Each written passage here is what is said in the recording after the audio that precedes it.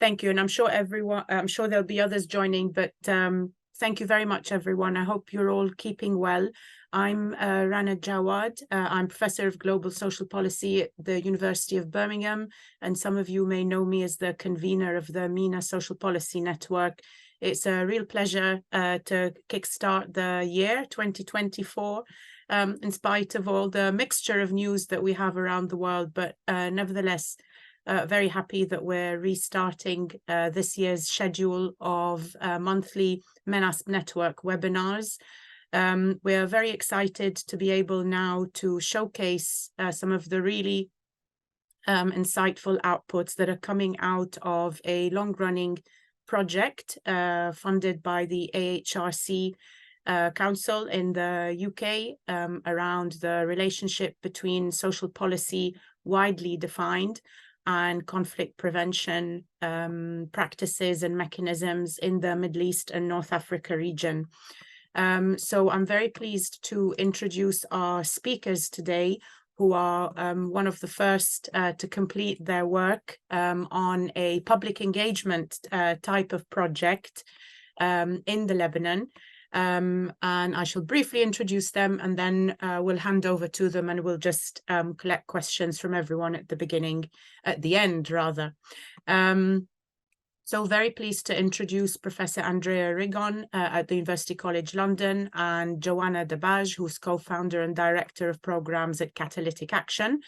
They will be sharing the results of a co-learning process with the actors involved in reconstructing public spaces in Beirut in the Lebanon after the 2020 Beirut port explosion. The event reflects on the challenges and opportunities of residents' participation and the impacts of these interventions. The event being a workshop type interaction activity that Andrea and Joana led. And it will also showcase, it also showcased a database of the public spaces reconstructed since 2020, analysing the diversity of approaches and results. And Andrea and Joana will tell us more about this shortly. Just to briefly introduce them, Andrea is Professor of Participatory Development Planning at the Bartlett Development Planning Unit at the University College London. He is founder of the Sierra Leone Urban Research Centre and chair of the CatalyticAction. So I have a personal Sierra Leonean connection then that Andrea may not know about. But anyway, his research and practice work have focused on residents' participation in processes of urban redevelopment. Joana Dabaj, as I introduced her earlier, is the co-founder and director of programs at CatalyticAction, and we'll be very happy to also circulate the webpage of CatalyticAction. They are a charity that uses design and architecture to empower vulnerable children, youth, and other communities. She is an architect and researcher whose recent work revolves around working closely with displaced and host communities in the Lebanon to co-design inclusive research and built interventions. This also includes participatory design, citizen science-led research, advocacy, capacity building, and community engaged construction. So welcome, Andrea, Joana. I'd like to hand over to yourselves, please, and thank you very much. Thank you very much, Rana. I guess, can you all see the slides? So we thought about using a few slides to bring you into the project and into actually seeing some of the things that we've been doing. This you, Rana, introduced it very well. So maybe, Joana, you can go to the next slide. So what we are talking about is something actually very, very small research project. We implemented initially over 6 months and then a little bit delayed. And the idea was to map the different public space intervention that took place in Beirut after this quite dramatic port blast in 2020. And the idea was, can we take this as an opportunity? Can we take stock and learn together by inviting all the different actors that has been involved in reconstructing public space to have a conversation about what has been achieved, what were some of the challenging and limitation of this approach. I will talk into a moment about the different actors. So the first and foremost is CatalyticAction, which is a charity that works to empower vulnerable children, young people in their communities, and they do so to build research projects, always implemented with the participatory process. They work with community to produce dignified built environment where everyone can take part in the creation of equitable, inclusive, and sustainable communities. And also there is a lot of processes of local human capacity building to ensure that the work has a long-lasting impact. And this is a lot of the work is done in Lebanon, but more and more is expanding over other countries. The other, let's say, partner in this project is the Bartlett Development Planning Unit, the department at UCL where I'm working, that for the last 70 years has been working to build the capacity of national governments, local authorities, NGO, aid agency, and businesses, and of course, training research and postgraduate students. And all this with a very clear mission of creating a socially just and sustainable development in the global south. And of course, we are part of the Bartlett Faculty of the Built Environment at UCL. Something interesting to say about this partnership between the two organizations is that now I have been personally working through the DPU in partnership with CatalyticAction since the foundation of CatalyticAction some 8-9 years ago, roughly. And I think what is fascinating is the opportunity that for a research department to be able to work with a design studio, charity that can also not only support fantastic research on the ground, but also put it into practice. Very often it would be very difficult for my colleagues at UCL, for example, to buy 3 tons of concrete to build a playground, or sending tons of woods from one country to another to do participatory activities and build something incredible for different communities.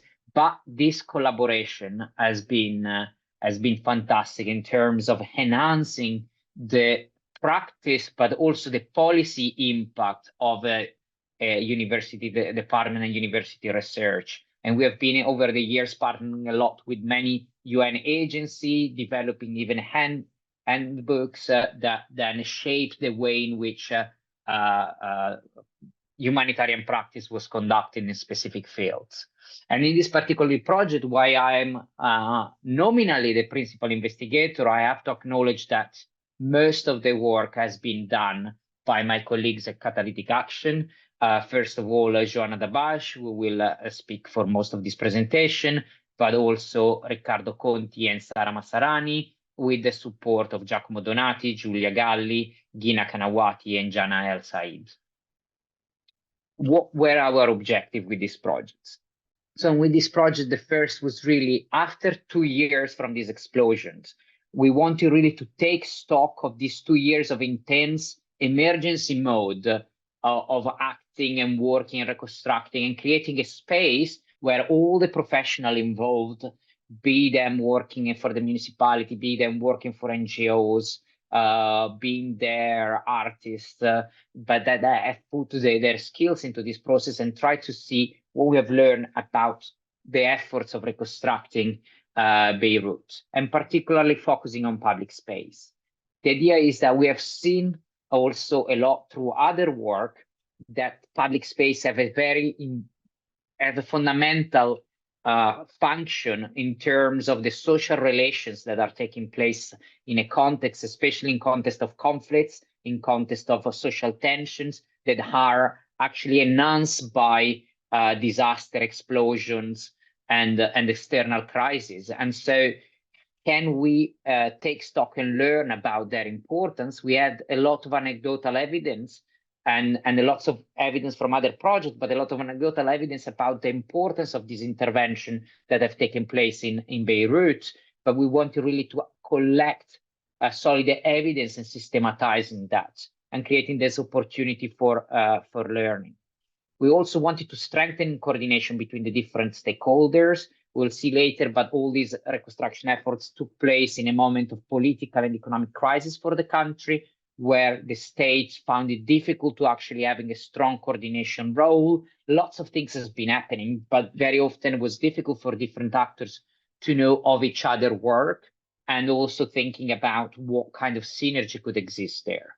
Also, we wanted to, in particular, improving the understanding of how co-design public space. So when participatory processes are coupled with the reconstruction of public space, what kind of positive impacts does that create?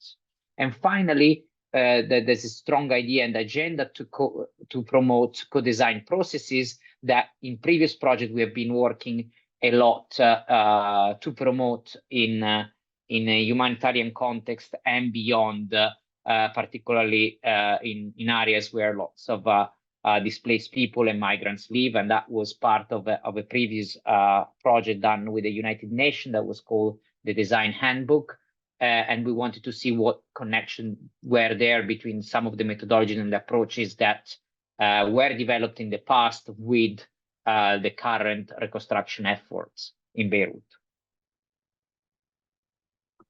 Thank you, Andrea, for the intro. So to explain a bit about the context of Lebanon and Beirut more specifically, the Beirut port explosion is considered one of the biggest non-nuclear explosions, and it caused untold psychological harm, killing 218 people, displacing over 300,000 people, and there was extensive damage to the infrastructure.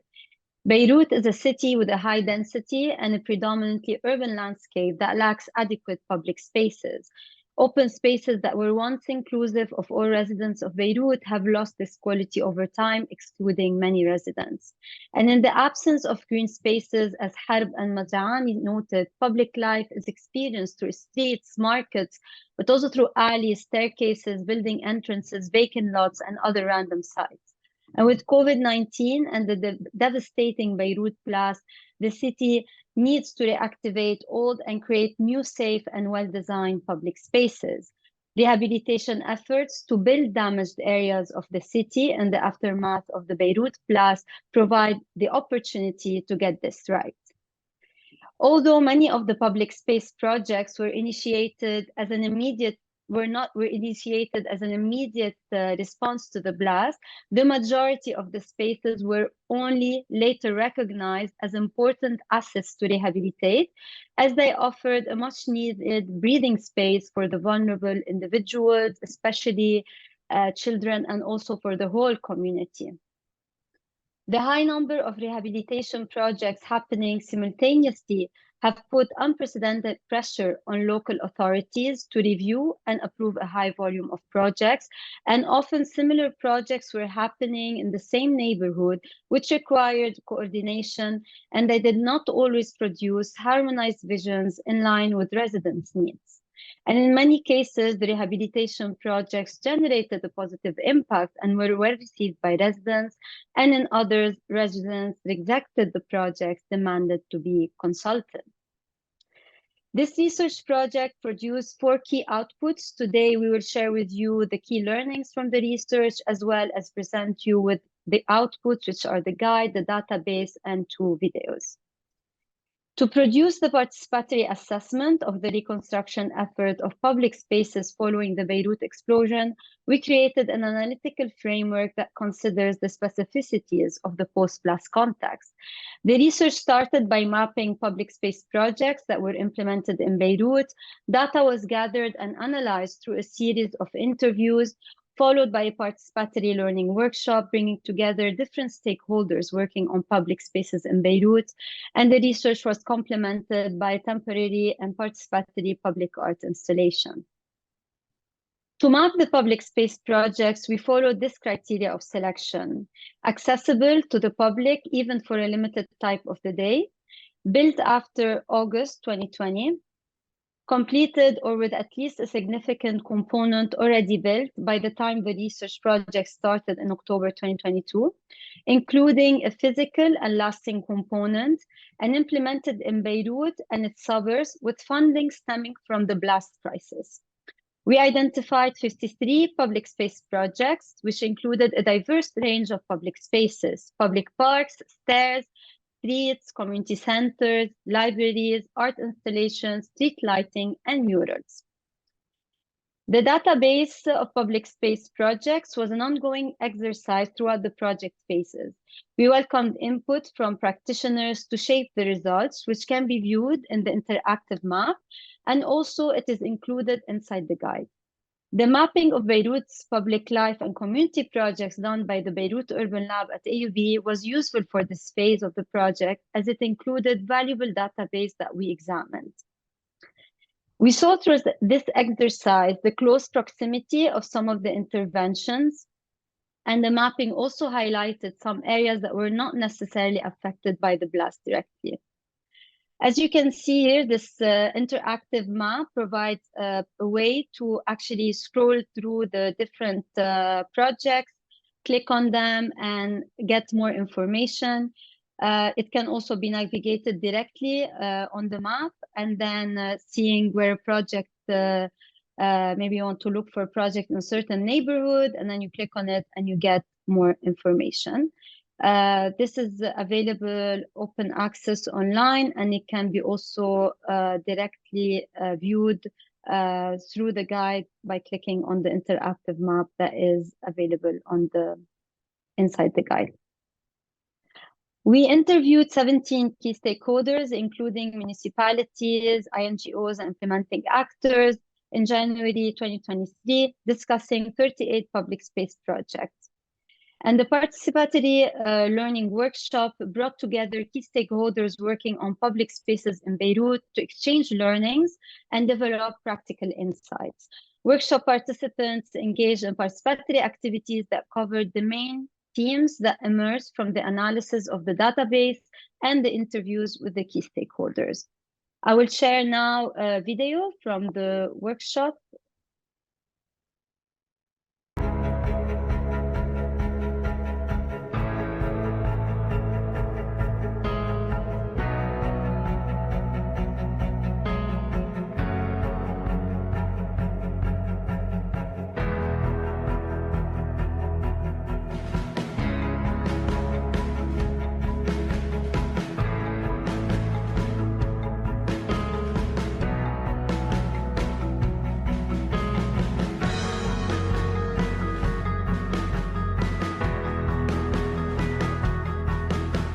It was really interesting to see all the projects that were implemented in Beirut. And I feel like it's very important to learn from each other's experiences because every single experience is unique. It gives you insights on things to do, things to avoid mainly, and how best to achieve this. هيدا البحث وهالورشة العمل كتير مهمة ولازم نبني عليها لحتى كلنا سوا نحسن. Ce workshop aujourd'hui était super important pour nous. Okay, and now that we have seen the sort of process, we go into what were our findings. So the first were a set of findings about the impacts of this public spaces intervention after a disasters. And we found that these rehabilitated spaces can address multiple needs of various community groups. So in a way, there's really a multiplier in terms of the benefits. For example, once this space exists in a community that is still under reconstructions, it could be used as a distribution points for a food parcel or medicine.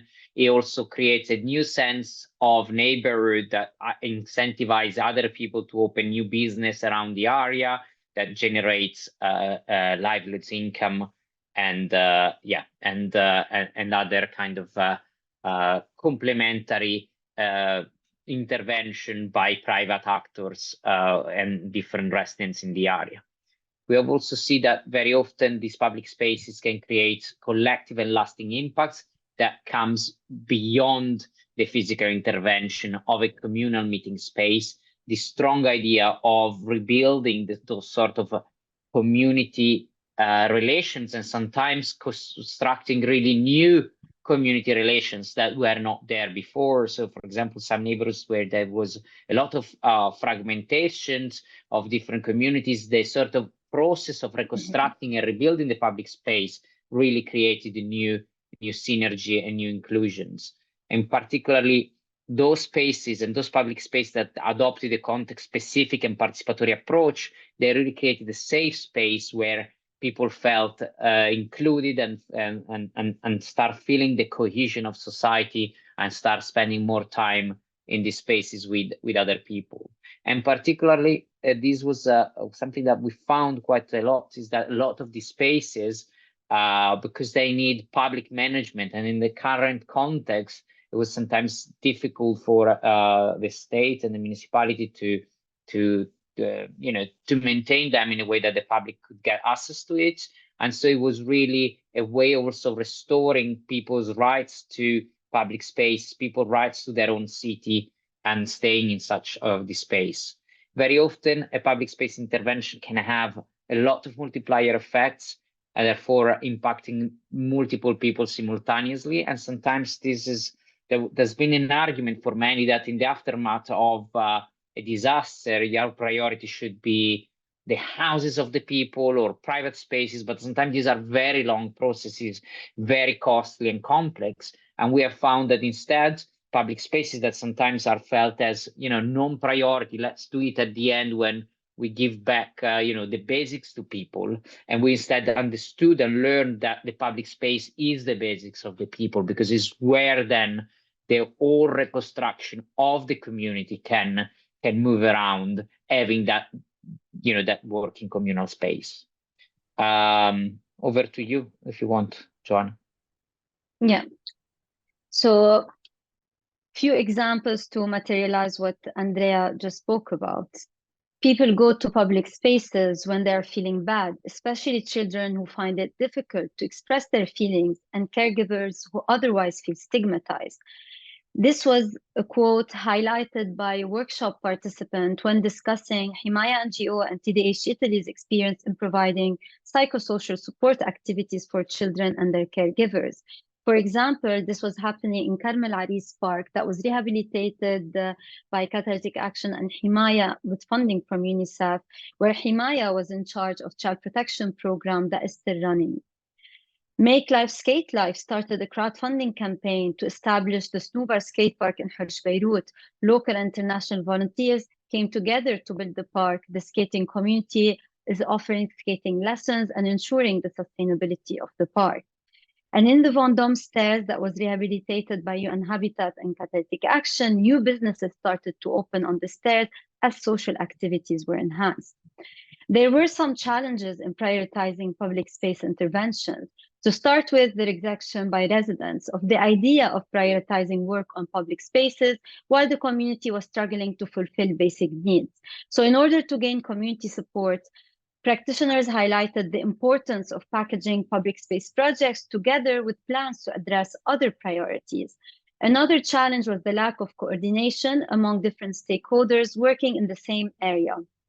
Additionally, there was the excessive pressure on the municipality to manage the overwhelming flow of projects, which prevented it from assuming its coordination role. And some projects followed a top-down approach, leading to problematic projects that were not sufficiently informed by local context and were ultimately rejected. This art installation, this gesture by artist Nadim Karam, is a 25-meter-high human figure made of steel salvaged from the rubble. It was erected inside the Beirut port as, and I quote, an act of memory and gesture towards the immensity of sadness that marks the people of Beirut. It has been met with criticism, anger, and suspicion from some citizens who feel it is too early for a public memorial when justice hasn't been even served. Other challenges included the municipal closure of public parks that excluded residents from their right to public spaces. In spite of the valuable improvements of the infrastructure of these rehabilitated public spaces, people still couldn't access them. Practitioners stressed on the importance of the awareness of the community about their role in managing public spaces. An important point is also power relations within the community. Some community members treat public spaces as their own, opposing any improvements that they do not deem necessary and disregarding the needs of other groups in the community. And lastly, sustainability of public space projects becomes a challenge in the absence of the municipality. In open public spaces, security, cleaning, and maintenance of these spaces became the responsibility of the community. Asas Park was rehabilitated by Himaya, CatalyticAction, and UNICEF, and despite improving the park's infrastructure, the park was closed to the public without any attending municipal guard. It was only with the efforts of Himaya and local community groups who are conducting children's activities in the park that it is opening after its rehabilitation. And in this project, the community was involved in the design process, yet some residents opposed the addition of handrails to the space that would make it more accessible to the elderly. The residents based their opposition on their personal needs and visions of the public space. Negotiations were unfortunately not successful. And with cleaning and maintenance challenges, we saw residents taking the lead themselves in this project in cleaning their street public space, a project that was implemented by CatalyticAction and UN Habitat in the Quarantina neighborhood. So how can we maximize the benefits for the residents?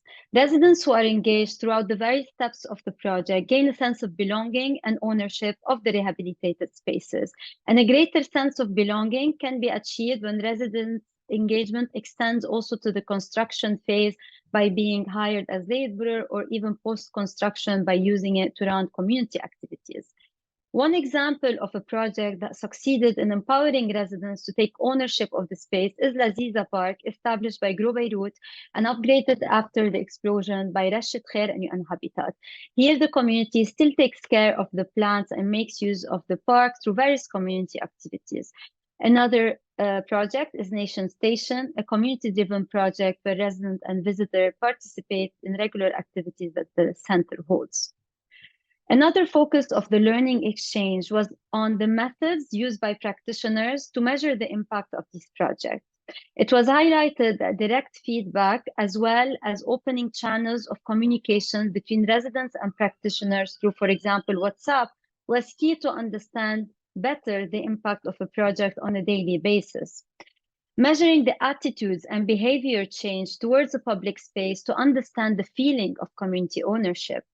Another way to measure impact was to monitor the level of engagement of key stakeholders in the various phases of the project and whether this resulted in a collaboration that would guarantee the sustainability of a space. Furthermore, the enhancement of the economic and social activities of the neighborhood. It is also important to consider the potential gentrifying negative impacts of these spaces, especially when several interventions take place in the same neighborhood and that have adverse impact maybe on the most vulnerable tenants in case of the gentrifying threats.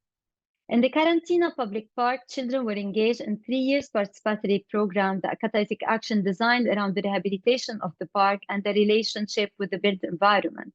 Children started to clean the park as they look after the space as is theirs. And in the Vendôme stairs, the impact was striking with the enhancements of the social and economic activities. Residents can be engaged in public space projects in different ways and in different phases of the project. And this level of engagement varies depending on the budget and timeline constraints that are highlighted as the two main factors reducing the extent of residents' participation. Where residents get to participate in all the phases of the project, which is the ideal scenario, it leads to a sense of ownership and motivation to participate in creating, but also caring for the space. Adding to this, through a participatory approach that embeds intersectionality and diversity, residents get the chance to better understand the needs of different members of the community. Participatory approaches were challenging to apply in several projects, partly because there's a political pressure to close the public spaces and a lack of awareness of people's right to public space. The long process to get a permit from the municipality was another challenge, and it affected the form of accountability the implementing actor is building with the community.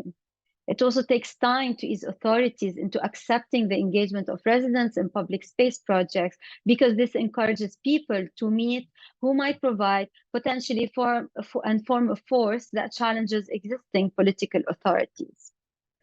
For example, artists who made art installations in public spaces did not interact much with the municipality. Rather, they worked directly with the people affected by the disaster to implement their projects.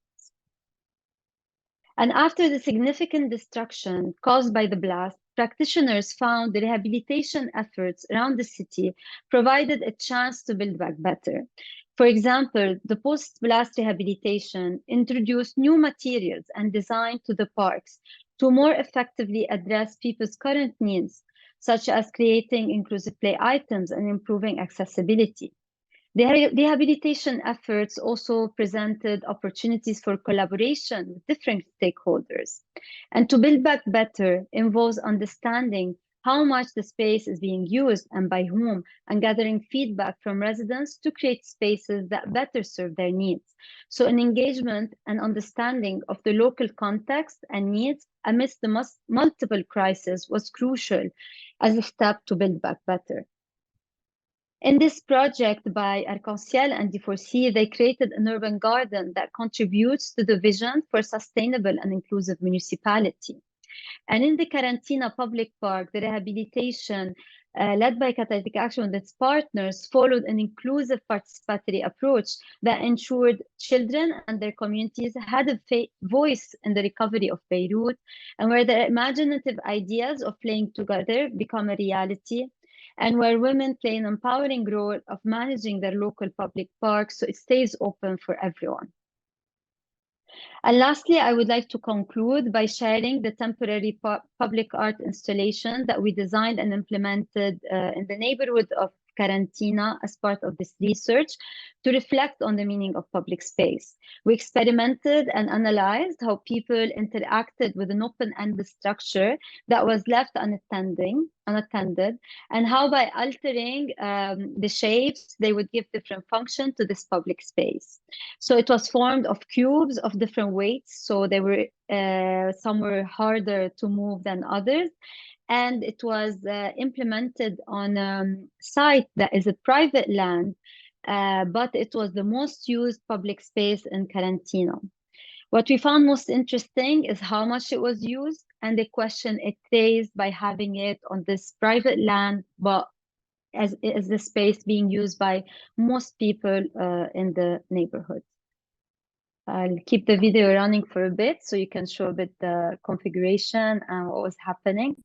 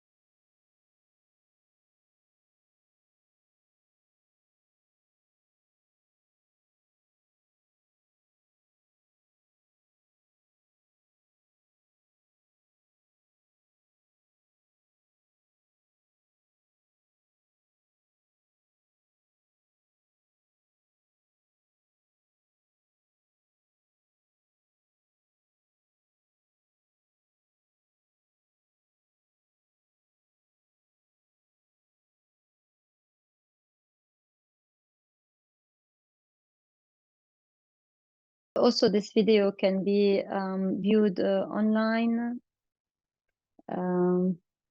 Yeah. Thank you and for listening to the presentation. And now maybe I give the floor for Rana for the Q&A session. Thank you.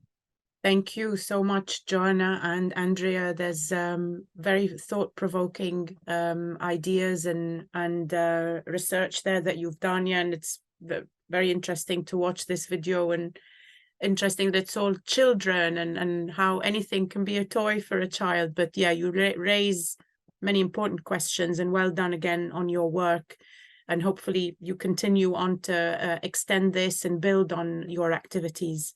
So colleagues, please post your questions in the chat or just put your hand up to ask your question, and please don't be shy.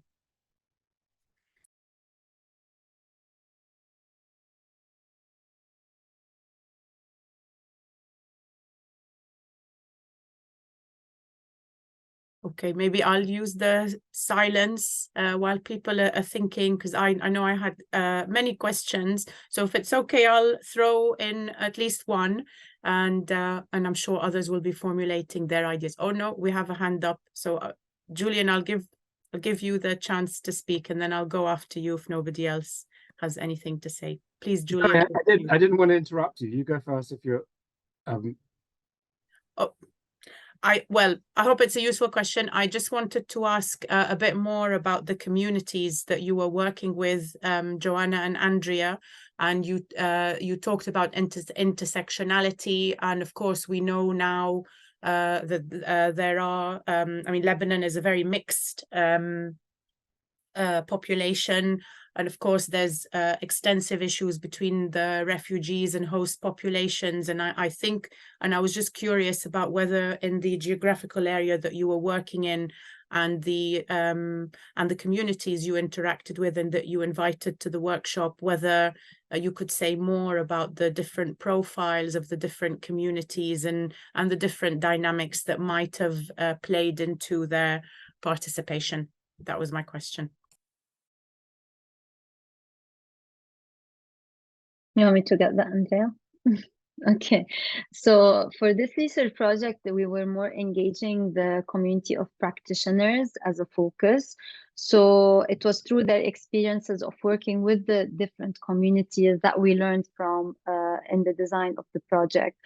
For us, because as also like running multiple projects on public space projects in Beirut as CatalyticAction, a lot of the learning also came from our direct experience, which included working and with the diverse communities in the neighborhood. So for example, in Karantina, we worked with the Syrian and the Lebanese. We worked with the women and the men, with the girls and the boys of different age groups as well. So for this research project, this learning came from the experiences of the practitioners, which, as you said, is very important, especially when we, in the context of Beirut, where also public spaces are not only not available and not accessible for everyone, but there's a lot of racism against Syrians using many of the public spaces.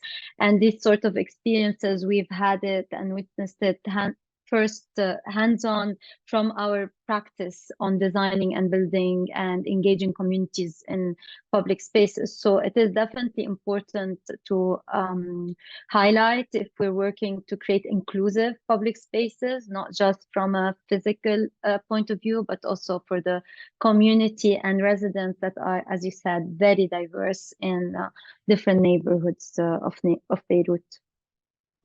Thank you, Joana. Okay, so Julian, thank you for waiting. So over to you, and we'll move on to the questions coming up in the chat now.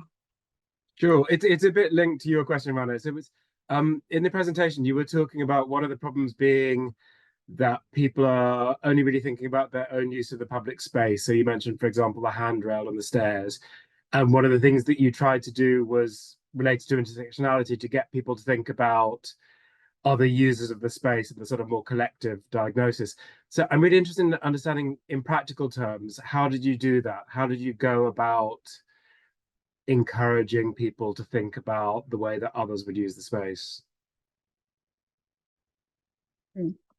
Also here, I leave the answer to Joana, but just again, a sort of disclaimer that in this project, we didn't do any of that, because this project was researching about the processes of how different projects that have been done.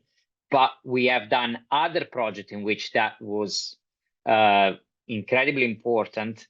And maybe I just do an example and then leave it to Joana. But we did a lot of working individually and then in small groups, and then sharing about the vision for a certain space, for actually the vision for the city or the neighborhood, and then how that vision would translate into that particular physical space. And that we have done this individually, and we have done it collectively, reflecting a lot on the tension and the sort of trade-offs between competing visions.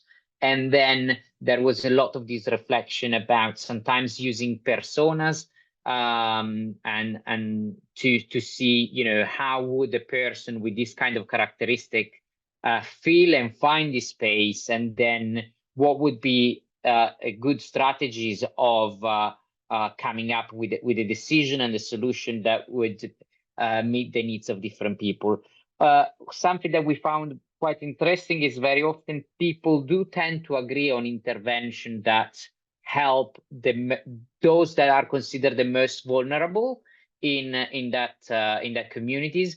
And what we have seen is that then intervention that are felt to address the problems of some of the most vulnerable then also benefits a lot of other groups. So one example that we didn't expect at all, at some point in a project in the public space of a main road in a neighborhood city in another city in Lebanon, people came up with making disability ramps to be able to move across the neighborhoods.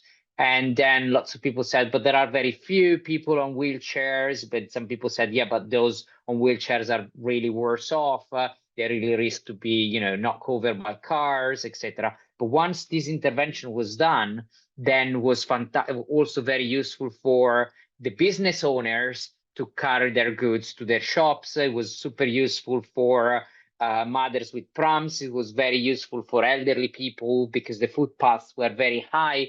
So in a way, it's having that conversation, breaking it up open, and maybe over now to Joanna. I think she might have something to add. Yeah, no, I think you covered that. And this, if I answer this question, will be through our experience of implementing the project and public space projects in Beirut, and not directly as part of the research. But it was a very interesting, actually, conversation that happened in the research when we were discussing these oppositions that different practitioners had experienced from selected residents in the community. So the way we discussed this and the learnings that we take out from our experience, but also other practitioners' experience, is that it's about how do we actually design this participatory approach by trying to understand as much as possible the diversity of the people that we're working with. So in the case of the stairs, it was one of our projects, and we knew that we might face opposition because they're just stuck on the idea that the stairs should not be touched, and they wouldn't care at all, even if with the engagement of the local authority. Some people are very powerful, and they were backed up by a politician even to rally and support them in what they want, which doesn't make sense for the collective vision of the community. So this is one small example, but it happened in other projects too. And the only way to actually show people that when you do something for you, how it impacts different people differently. So embedding the intersection and lens is through what Andrea said, like how we work individually, but also collectively on these interventions. So one tool was that once we were designing the public space, we would do a public design consultation as well, where everyone gets to see the design and ask questions, even though the design might have been done mostly with the children, let's say. So there are different ways and different tools depending on the project. I hope that answers the question. There are a few questions on the chat, I think. Fantastic. Yep. Would you like me to read them out for you, Joanna? Oh, yeah, just for everyone as well. So, okay, thank you. So a question from Hassan. What's your advice for local activities in other communities in the Middle East based on your research?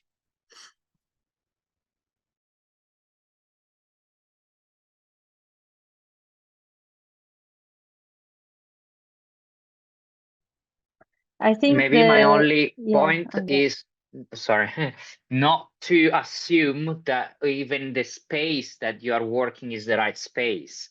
So for example, in other intervention, and that you have that space and that the space can bring together people. We faced neighborhoods where there was a strong spatial segregation. And so the starting point was, what is the only space or the spaces that are used by different communities, where an intervention can really bring that social cohesion. And therefore, the whole initial spaces wasn't, this is the space, let's construct, but let's think together. And so it took a long time to even identify what kind of space would be started. And then maybe I leave it to Joana, but it's really about, I think, the importance that the participatory process is not really about, calling a workshop and bringing people together, but requires a lot of understanding of the specific dimension of identities that are relevant and salient in a specific location, what kind of conflicts exist. And this is why, for example, we also have in the chat our local coordinator, Sarah, and she might want to add something in relation to some of these questions, because it's, again, with that detailed knowledge of those dynamics, by being present, that then you can inform the methodology that you're going to use, working sometimes with workshop, with collective, but also sometimes you need to work individually with certain individuals, because they would be excluded by these dynamics, maybe because of a certain age. Certain people, for example, adolescent girls, are not expected to spend times with boys of the same age in a collective process, maybe because some women are expected to stay at home with the family and only go out to the market. So there's lots of processes to really reach everyone, and that again is about putting and finding a lot of time in thinking about this. Unfortunately, what we have found is that funders, especially in situation of emergency, are less likely to be wanting to fund the quite significant time and therefore cost that involves doing this process at the pace of the community, with a lot of time understanding this. And sometimes they say, well, how much it can cost a swing and a little bit of concrete to redo the pavement, but that's not what generates then this positive impact. So again, that I think that being able to communicate that to, for example, if you face a municipality or if you face another organization, and being able to justify why you want to take that time and you want to bring to build the process in that way, I think it's possibly the most challenging but most important step. Thank you, Andrea. I think you spoke about many points on this. Since it's also about the Middle East, adding to like knowing the context, I think if to create a successful public space project is also very important to build this trust with the community, especially in times of uncertainties that the region is going through. So to be really to really engage with the people on the level of a dialogue, not imposing, and rather understanding, and also the way we mediate with the municipalities, with the local authorities, to really understand how to do that in a way that doesn't affect people's trust in the practitioner and in the project itself, because that can really make the project not happen, or not to be successful at all. Yes, thank you. That's good. Thank you so much.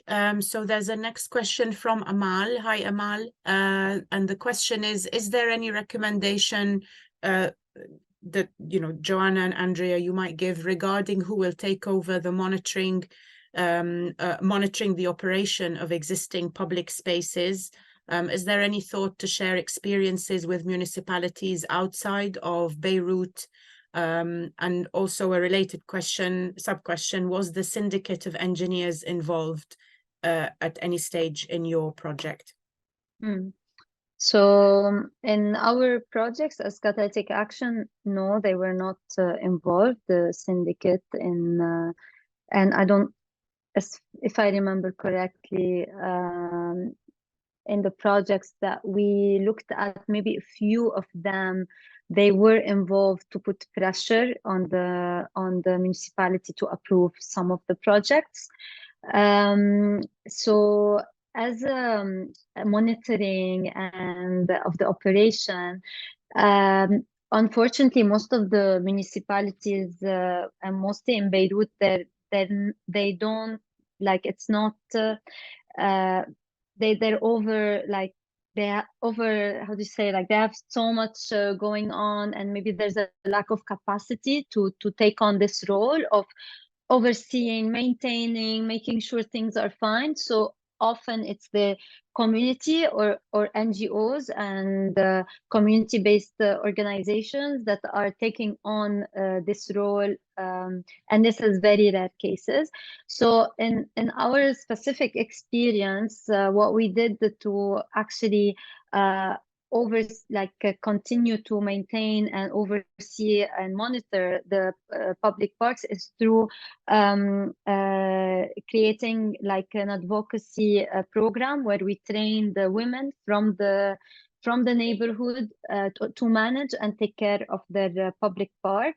And therefore, by giving the voice and the tools and the skills to people from the community to do that in my opinion is the most successful way to try to reach a bit of sustainability of these public spaces and the efforts of community engagement, because it's really, really sad that after engaging communities and listening to them and shaping a space, using it for a bit and then closing it off, especially for children, is very bad to kind of break this sense of ownership and belonging. And that's why some spaces end up being vandalized and destroyed, not because they want to destroy them, but because they're taken away from the communities.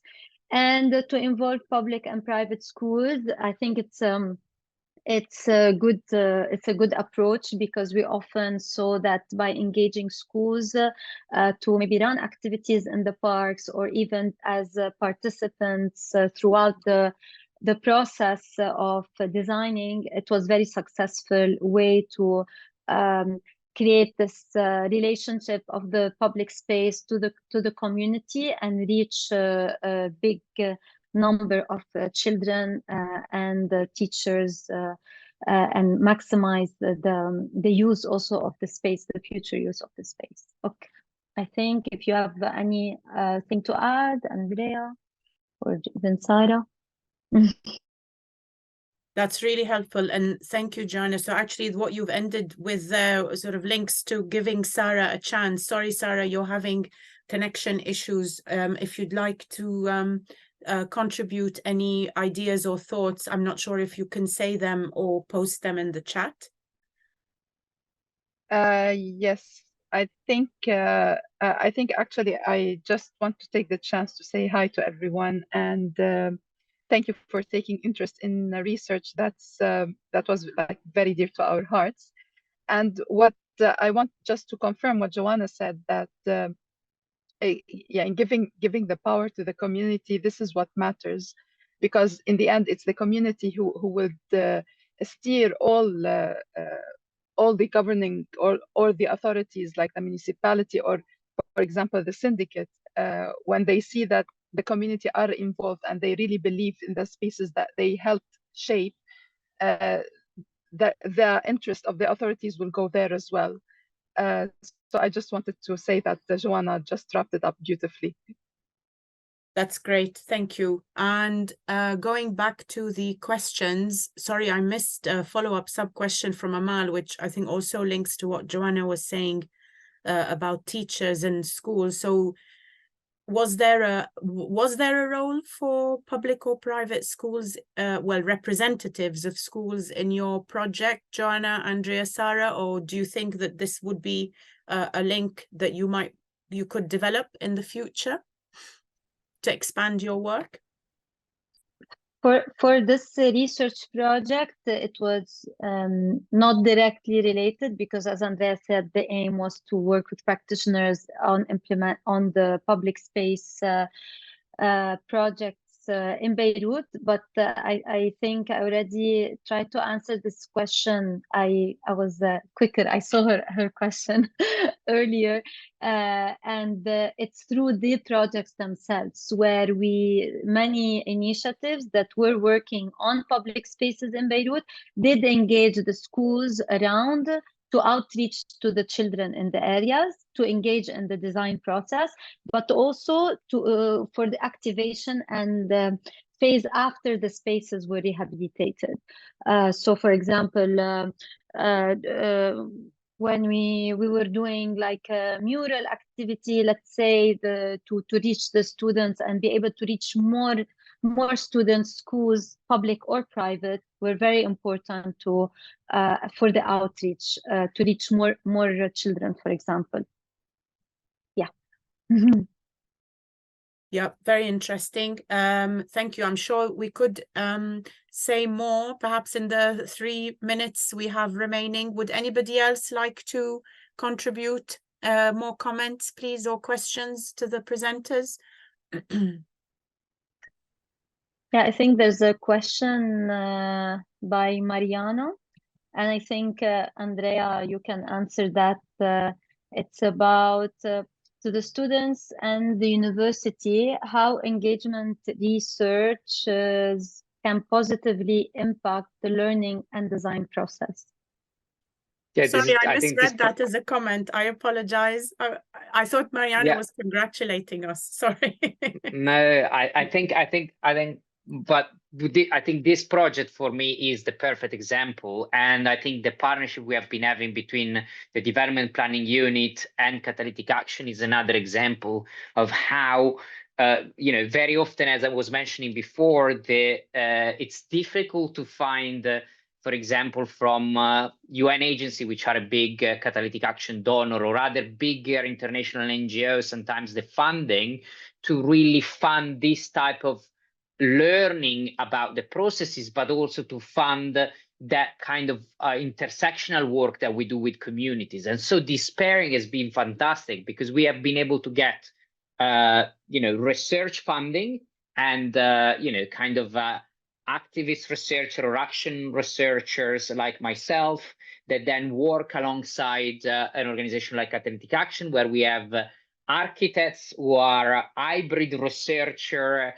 designers, and that kind of position really allow us to use this research money to really work with the community with all the time that we need, and then using the humanitarian money to actually implement and deliver the structure. So I think there is not only a fantastic synergy in terms of the different knowledges that we bring together that are fantastic and super useful, but also in terms of being able to deliver for community. And this is fundamental, because otherwise only research would leave communities very disappointed about all these different engagement. And actually a lot of the most even theoretical learning that has been generated in the last 7-8 years that I've been doing research in partnership with CatalyticAction come from being there with the projects. And there was another question, how you monitor the projects. Again, another thing that humanitarian agencies don't pay you to go 3-4 years after an intervention and see what happens, but research money do that. And so sometimes we have been able to use a little bit of research money to go back after 2, 3, 4 years, engage in the same community members who are participating in the process, and see how, you know, what has happened in their life, both as a result of the intervention, the physical intervention that has been constructed, and them having been involved in that process of transformation. That's great. And hopefully you'll have the chance to keep monitoring and building on this work. So it's exactly 2 o'clock now, and I just want to, oh, Joanna, do you want to say something? Or are you clapping? Okay, so I'm not very good with the symbols. Okay, well, I'm sorry that I have to bring this really interesting and rich conversation to an end. Thank you so much, Joanna, Andrea, and Sarah. Sorry, Sarah, I hadn't introduced you at the beginning. So thank you very much for taking time out to make this presentation. And, you know, with you, we're helping to push, hopefully, the boundaries of scholarship and practice, maybe slowly, but nevertheless doing something. So thank you very much. We really appreciate your contribution. Thank you as well to everyone who's attended this webinar, and as always to Olivia and Islam for helping us organize. You know, needless to say, you know, we're talking about public spaces. You know, this MENASP network is a space, and I hope you can all connect with each other regardless of these online webinars. And just, yeah, want to wish everyone all the best. Joanna, Andrea, Sarah, would you like to say any final words before we close? Thank you, everyone, and go and check the different outputs on the website and connect with us if you are working along the same lines of thoughts. We're always looking for exchange and partnerships. Yes, thank Fantastic. you. And if you want to learn more about the work, to check the website and follow the social media platforms at CatalyticAction to learn more about this kind of work and intervention. And thank you so much for MENASP for this opportunity. Yeah. Thank you all. See you soon.